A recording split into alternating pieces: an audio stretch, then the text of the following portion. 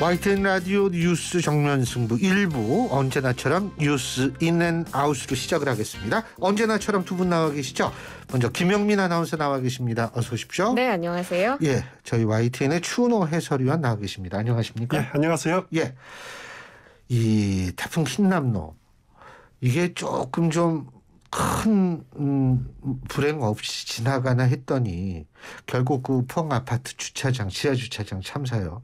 저도 참 이거 보고서 가슴도 아프고 야 진짜 내가 나래도 그 차빼람 내려갈 거 아닙니까? 네.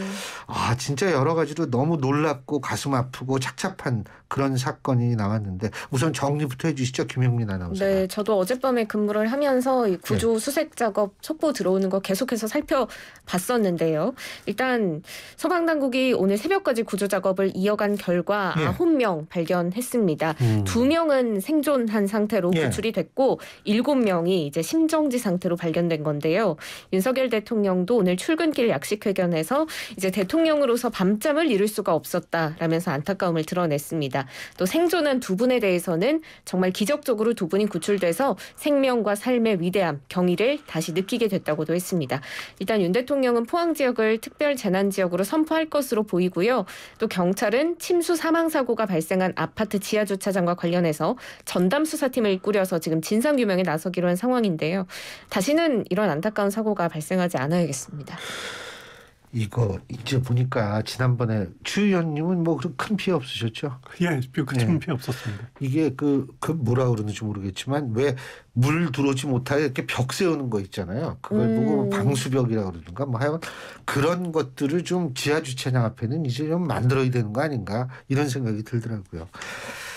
자, 이제 정치권 얘기 본격적으로 해보죠. 국민의힘 새 비대위원장 제가 앞서 오프닝에서도 말씀드렸는데. 정진석 의원이죠? 그렇습니다. 오늘 의총 직후에 이제 새 비대위원장으로 당내 최다선이죠. 5선의 정진석 국회 부의장 선임했습니다. 일단 주호영 전 비대위원장 고사했고 또 유력 후보였던 민주당 출신 박주선 전 국회 부의장도 이제 고사 의지를 밝히면서 당내 최다선인 정 부의장이 새 비대위를 이끌게 된 건데요. 권성동 원내대표가 3차례나 정진석 부의장 찾아가서 설득했다고 하고요. 삼고초려의 노력 끝에 이제 새 비대위원장직을 수락한 것으로 보입니다. 오늘 정진석 의원 기자회견 열고 윤석열 정부의 성공을 위해서 집권 여당을 안정시키고 집권 여당으로서의 책임을 다하겠다 이렇게 밝혔는데 또 그러면서 지금 비대위원장은 독배라고들 하는데 독배이기 때문에 더 이상 피해선 안 된다고 생각했다라면서 지금 당 상황에 대한 극복 의지도 드러냈습니다.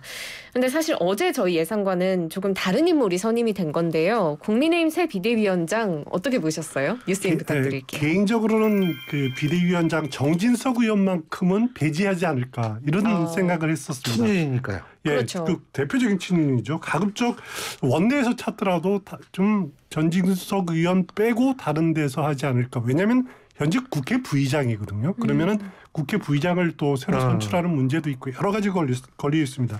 그런데 이제 권성동 원내대표 말 들어보니까 권성동 원내대표의 생각은 달랐던 것 같아요. 네. 새 비대위원장 후보 물색할 때 가장 먼저 떠올린 사람이 정진석 의원이었다고 합니다. 그 정진석 위원장은 뭐 여러 번 고사하다가 수락했다는데 물론 능력, 경륜 이런 거는 그 뚝심 있게 뭐 잘 이끌이라고 생각이 됩니다만은 제가 지금 시점에서는 비대위원장으로 적합하지 않다고 본 이유가 한 크게 2가지인데 하나는 이준석 전 대표와 그동안 너무 척을 저왔다라는 거죠. 그렇죠. 대선 때부터 또 윤석열 정부 출범 이후로도 사사건건 부딪혔던 기억이 있는데 지금 당 내용 수습하는 과정에서 과연 적합한가라는 그런 생각들. 또 하나는 윤석열 대통령과 너무나 가깝다는 겁니다. 단순한 친윤 차원이 아니라 그 충청도 어떻게 보면 뭐 이런 거 공주 출신 뭐 이런 것도 있지만은 그 정진석 그 의원은 스스로를 윤핵관이 아니다. 윤백관이라고 표현합니다. 무슨 관? 뭐냐면 윤백관, 윤석열을 위해서 백의종군하는 관계자다라고 할 정도입니다. 그러니까 정말 많은 말들이 있네요. 이거 가슴 찌개야 되나? 이거 어떻게 해야 될지 모르겠어요. 우리가 그 윤석열 대통령이 검찰총장을 그만두고 제일 먼저 만난 현역 정치인이 윤희숙 의원입니다. 윤희숙 그렇죠. 의원 예. 다음날 만난 사람이 정진석 의원이었습니다. 아하. 그 다음 날이 권성덕 의원으로 이렇게 예. 알려졌는데 그 정도로 정치 참여할 때부터 어드바이스를 많이 해줬다는 거죠. 네. 그리고 매번 윤봉길 의사 기념관에서 윤석열 대통령이 정치 참여 선언할 때 이렇게 사진을 찍은 것을 보면은요. 윤석열 대통령 왼쪽에 권성동, 오른쪽에 정진석 이렇게 자리를 배치를 한 게 있습니다. 네. 그렇기 때문에 단순하게 윤핵관을 넘어서 하여튼 뭐 본인 말로는 윤백관이라고 하니까 예. 그런 그 지근거리에 있는 인사가 지금 이준석 전 대표와의 그런 관계 내용들 수습하는데 지금 시점에서 적합할까라는 것이 저는 개인적인 생각이었는데 네. 하여튼 뭐 이렇게 결정이 됐고요. 이제 남아있는 문제는 현재 국회 부의장입니다. 그렇죠. 예. 국회 부의장하고 비대위원장 겸임할 수 있을까 하는 문제가 남아있거든요. 아, 요새는 뭐 겸임들 많이 하던데요. 예, 과거에 전례가 있다 그럽니다. 전례가 있다 그러는데 그리고 저 민주당도 정청래 최고위원이 과방위원장 예, 겸임하고요. 그렇죠. 상임위원장 예. 겸임하고 있죠. 그런데 이제 국회 부의장은 의장단이기 때문에 아무래도 좀 더 중립적인 위치가 필요하지 않을까라는 주장도 있을 수가 있습니다. 네. 그래서 그 당내 의견을 들어서 결정한다라고 합니다. 임기가 12월 말까지이기 때문에 뭐 그거는 만약에 당내 다수 의견이 라면은 국회 부의장 새로 선임으로 갈 수도 있을 것 같습니다. 예. 지금 앞서 말씀하셨던 게 이준석 전 대표랑 그동안 너무 척을 져왔다 이런 말을 하셨는데 이준석 전 대표 우크라이나 갔을 때 이제 자기 정치한다라고 정진석 부의장이 날을 세웠던 바가 있죠. 이 전 대표 측에선 좀 달갑지 않은 비대위원장이 아닐까 싶은데 이제 이 전 대표랑 국민의힘은 뭐 절대 돌아오지 못할 강을 건넌다고 봐야 될까요? 네, 그때 우크라이나 방문했을 때 이준석 전 대표가 육모방망이 사진 올린 거 기억하실 거예요. 맞습니다. 그것도 결국 정진석 그때 부의장을 겨냥한 건데 네. 그 무슨 말이냐면 그때 정진석 부의장이 2017년 대선 패배 직후에 보수 존립에 근본적으로 도움이 안 된 사람들 육모방망이로 뒤통수 빠개버려야 한다. 맞습니다. 이런 발언을 한 적이 있습니다. 예. 그것을 비꼬아서 육모방망이 사진을 올린 것이 생각이 나는데 그것 말고도 사사건건 부딪혀왔어요. 그러니까 이제 정진석 부의장의 생각으로는 이준석 전 대표에 대해서 버릇없다. 또 이른바 싸가지 없다. 뭐 이런 식으로 접근하는 것이었고요. 반면에 이준석 전 대표는 나이가 어떻고 선배가 어떻고 할 거면은 당대표 나이 순으로 뽑자. 뭐 이런 식으로 맞대응할 정도였으니까 개인적 감정 굉장히 안 좋죠. 네. 뭐 지금은 개인적 감정을 넘어서 당과 또 전 대표 간의 법정 다툼으로 진행되고 있는 단계니까 쉽게 이렇게 정리가 잘 안 될 겁니다. 그렇지만 정진석 부의장 오늘 말 들어보니까 이준석 전 대표와 최근에 통화를 했다고 그래요. 그리고 기자들이 만날 계획 있냐 이렇게 물어보니까 아직은 계획 없지만 누구라도 못 만날 이유는 없다라고 이야기를 했는데 개인적 감정을 넘어서 다시 어떻게 보면 그 당과 이준석 전 대표 이렇게 분란을 잘 이렇게 조화로 이끌어낼 수 있을지 별로 그렇게 썩 적합한 인물은 아니다라는 생각은 듭니다. 그 이준석 전 대표가 그랬잖아요. 그 박주선 전 의원 임명 얘기가 나왔을 때 정말 좋은 선택이나 막 그러면서 하지만 그래도 가처분은 간다. 그렇지 않습니까? 그렇습니다. 근데 이번에는 아마 뭐 전혀 고민이 없을 것 같아요. 가처분가를. 그렇습니다. 전혀 물러설 이유가 없습니다. 예, 그렇죠. 고민도 안 하고 이제 그대로 갈 것 같은데 또 하나는 이제 이 권성동 원내대표, 그죠? 거취. 이거 지금 정진석 의원 제가 그래가지고 지금 이준석 전 대표의 반응이 나왔나 찾아봤더니 아직 안 나온 것 같아요. 근데 그 정진석 그 비대위원장이 됐으니까 이제 본인 말대로 하면 결정을 해야죠. 네, 지금 뭐 자리에 연연한 적 없다. 새 비대위 구성 이후에 스스로 거취를 결정하겠다 이런 식으로 입장을 밝혀왔기 때문에 권성동 원내대표가 자진 사퇴하는 것이 유력하지 않을까라는 목소리가 있고 실제로 당 내에서는 그런 게 좀 기정사실화돼 있다는 보도도 있더라고요.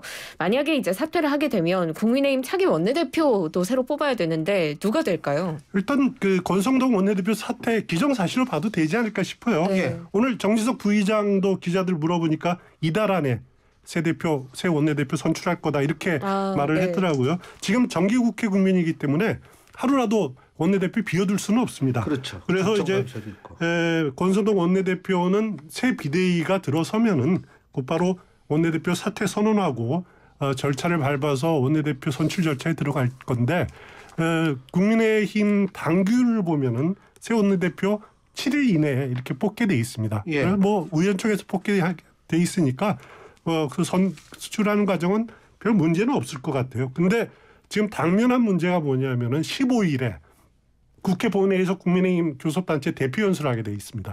그거를 까지 권성동 원내대표가 하고 갈지 아니면 내일이라도 모레라도 사퇴를 하면은 바로 그 전에 오전에라도 선출 가능하거든요. 그래서 새로 할 수 있을 텐데 권성동 원내대표가 하고 갈지 아니면은 새 원내대표가 할지 아니면은 그것도 아니면은 그 정진석 비대위원장이 하는 방법도 있습니다. 하지만 국회 부의장을 겸임을 하면서 그 국회 원내대표 교섭단체 대표 연설하는 것도 모습이 굉장히 우습죠. 여러 가지가 지금 생각해도 이제 꼬여 있을 수도 있는데 이제 관심은 누가 되는 거냐 이겁니다. 네. 지금까지 권성동 원내대표가 됐을 때는 조혜진 의원이 출마를 했었죠. 윤핵관 대 비핵관의 대결로 진행이 됐었는데 이번은 윤핵관 3인방이라고 하는 분들 중에서 나오기는 어려울 것 같고요. 그래도 범친윤 그리고 비윤 구도는 유지되지 않을까라는 생각이 드는데 누가 나올지는 그거는 이제부터 의원들 출마 선언 잇따를 것 같습니다. 근데 사실 지금 정권 초기이고 물론 이제 지지율이 낮아서 그렇지만은 여당 의원의 입장에서 볼 때는 대부분 다 범친윤이다. 뭐 이렇게 아마 불러도 될 것 같은데 하여간 좀 들여다 봐야죠. 근데 전 개인적으로 이 윤핵관이라고 불리우는 친윤의 핵심은 아무 당직을 맡지 않는 게 오히려 좋지 않을까. 네, 국민의힘의 그렇습니다. 미래를 위해서 그런 생각을 합니다. 하도 말들이 많이 나오니까요. 자, 민주당 오늘 김건희 여사 특검법 발의했습니다. 네, 그렇습니다. 특검 법안의 정식 명칭은 윤석열 대통령의 배우자 김건희의 주가 조작, 허위 경력, 뇌물성 후원 사건 등의 진상 규명을 위한 특검 임명 등에 관한 법률안인데요. 민주당은 주가 조작 사건, 또 허위 경력 사건, 코바나 콘텐츠 재임 당시 뇌물성 후원을 받은 사건에 대한 의혹 규명을 촉구하고 있습니다. 특검 관련해서 뭐 추석 앞두고 여야가 굉장히 대격돌하는 그런 모습인데 뭐 이재명 대표에 대한 검찰 수사에 맞불놓기다라는 평가도 있고요. 김건희 특검법도 지금 추석 전에 발의를 한 건데 이것도 이제 민주당이 추석 민심을 의식했다고 볼 수 있는지 뉴스인 부탁드릴게요. 네, 당연히 추석 민심 의식했겠죠. 그 이재명 대표는 어제 이제 검찰 출석하지 않았지만은 오늘은 지금 이제 김혜경 씨 검찰 조사받고 있지 않습니까? 네. 그리고 거기다 이제 검찰 빠르면 내일 정도에 이재명 대표나 또 이제 김혜경 씨에 대한 기소 여부 발표할 건데 결국 추석 밥상에 이 이재명, 김혜경 이야기는 추석 밥상에 오르는데 민주당 입장으로서는 우리도 맞불을 놔야 된다. 윤석열 대통령과 김건희 여사 문제도 같이 밥상에 올라야 된다라는 생각 때문에 김건희 여사 특검법을 오늘 발의한 것 같은데 민주당 당원 169명 전원이 발의를 했습니다. 당론으로 추진하겠다. 뭐 그런 의지를 보여준 것 같은데 특검법 내용을 요약본을 이렇게 보니까 특검 규모가 엄청납니다. 역대 특검 최대 규모가 그 박영수 특검 그러니까 네. 최순실 국정농단 특검 때였는데 예. 그때와 같은 규모입니다. 특검 있고 특검부가 4명 있고 검사가 20명 그리고 수사관 40명 공무원 40명 또 검사의 3분의 1은 공수처에서 받는다 뭐 이런 식으로 돼 있는데 또 더한 거는 뭐냐면은 국정농단 특검법에 보면은 그때 특검 후보를 새누리당 당시 빼고 민주당과 국민의당이 한 명씩 이렇게 추천하기로 돼 있었어요. 예. 그래서 국민의당이 추천한 박영수 특검을 대통령이 이렇게 임명을 했는데 오늘 민주당의 특검법을 보면은 민주당이 2명을 추천하는 것으로 돼 있습니다. 그 중에 대통령이 1명으로 임명하도록 돼 있는데 국민의힘 입장으로 보면은 특검법의 내용이라든가 뭐 임명 절차라든가 이런 거 하나도 받아들일 수 있는 여지가 없는 거죠. 예. 그렇기 때문에 뭐 강대강을 선언한 데 대해서 국민의힘도 전혀 이건 여론잡기용이다라고 냉소적으로 보고 있습니다. 네, 근데 지금 민주당이 전원이 발의할 만큼 당론으로 추진하겠다는 그런 의지가 드러났지만 사실 앞서 몇 번 얘기를 해주셨지만 이 법사위 문턱을 넘는 것부터가 좀 어려울 거다라는 얘기를 해주신 바가 있는데 이게 현실화할 수 있을지 궁금하고 그 좀 어려워 보이는데도 민주당이 강행하는 배경까지도 좀 살펴봐 주실까요? 제가 국회 오늘 쭉 찾아보니까 민주당이 대통령 선거 이후로 특검법안을 국회에 제출한 것이 민주당 의원들이 낸 게 이번이 4번째입니다. 오늘 거는 이제 민주당 전원이 냈지만은 그 기간 동안에 김건희 여사 관련 의혹들 또 윤석열 대통령 관련 의혹들 담아서 벌써 앞서서 3번의 특검법안을 발의를 해놓은 상태인데 이번은 물론 그때하고는 좀 다르죠. 이번은 전원이 발의를 했기 때문에 민주당의 의지가 담아 있다라고 하지만은 그런데 내용을 보면 그 형식을 보면은 정의당이라든가 아니면 다른 소수 정당 의원들이 한 명도 포함이 안 돼 있습니다. 아니, 지금 정의당은 정신이 없잖아요. 예, 그렇습니다. 왜냐하면은 제가 왜 소수 정당을 이야기를 하냐면은 지금 법사위에 비교섭 단체로 시대전환 조정훈 의원이 들어가 있거든요. 네. 만약에 민주당이 특검법안을 패스트트랙으로 올리려면은 조정훈 의원의 도움이 필요합니다. 또 5분의 3이 필요한데 법사위 정원이 18명인데 민주당원이 10명입니다. 5분의 3은 11명이 돼야 되거든요. 그럼 조정훈 의원이 참여하지 않으면 패스트트랙도 올릴 수가 없습니다. 법사위에서조차도. 물론 일반 안건으로는 물론 김도읍 그 법사위원장이 당연히 저지를 할 거고요. 예.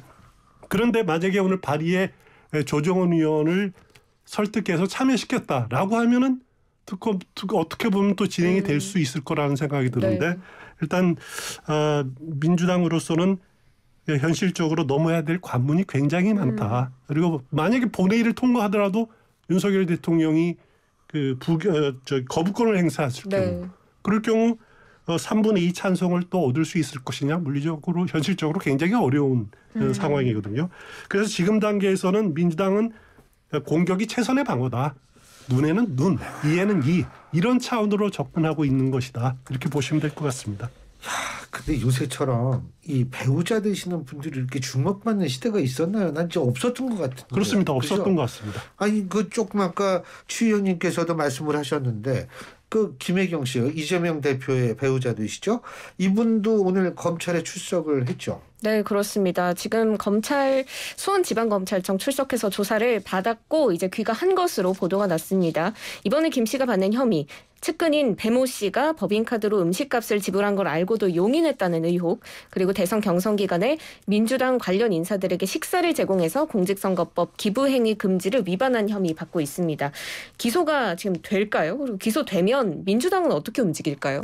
일단 오늘 민주당 김의겸 대변인이 이렇게 예측을 했습니다. 검찰이 기소할 것이 거의 확실시된다. 민주당 대변인이 이렇게 예측을 했어요. 그런데 이제 만약에 기소를 하게 되면은 8일, 9일 이때 이야기 될 건데 법인 카드 문제는 주로 업무상 배임입니다. 그런데 이거는 공소시효가 많이 남아 있는데 그 중에 또 이제 공직선거법상 기부행위 금지 조항이 남기 때문에 그거는 공소시효가 9일까지이기 때문에 검찰이 빠른 시간 내에 내일이나 모레 사이에 아마 기소 여부를 결정할 것 같은데 민주당 예측대로 기소하게 된다라면은 민주당으로서는 지금 당 체제를 비상 대응 체제로 전환하는 것 아니냐 이렇게 이야기는 나오고 있습니다. 그런데 비상 대응 체제로 전환이 한다라는 것이 잘 모르겠지만 법률 지원이라든가 홍보 대응, 언론 대응 이런 지원을 좀 강화하는 차원으로 정리가 되지 않을까 싶습니다. 예. 근데요. 제가 딱 이틀째 오늘 진행을 하는데 이 코너가 은근히 매력이 있어가지고요. 이게 빠져 있다 보니까 시간이 벌써 다 됐어요. 예? 예. 오늘 두 분 말씀 여기까지 듣죠. 오늘도 아주 재밌었습니다. 고맙습니다. 고맙습니다. 예. 지금까지 김영민 아나운서, 추은호 YTN 해설위원이었습니다.